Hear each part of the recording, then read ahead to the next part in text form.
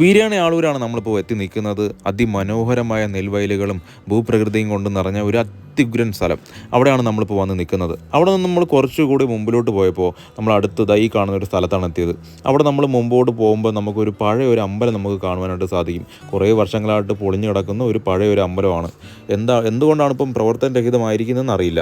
ഇതാണ് നാഗരികാവിന് പ്രതിഷ്ഠ. അവിടെ മഞ്ഞപ്പൊടിയൊക്കെ ഉണ്ടായിരുന്നു. അപ്പം ഇപ്പോഴും പലരും പ്രാർത്ഥിക്കാനായിട്ട് വരാറുണ്ടെന്നാണ് എനിക്ക് തോന്നുന്നത്.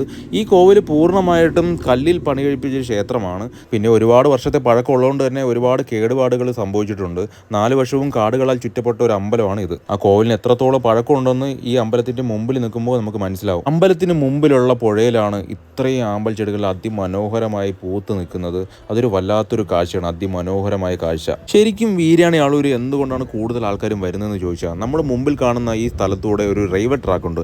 അതുവഴി ട്രെയിൻ വരുന്ന ദൃശ്യം എന്ന് പറഞ്ഞാൽ ഒരു അതിമനോഹരമായിട്ടുള്ളൊരു കാഴ്ചയാണ്. അതിലുള്ളവർക്ക് അതിൽ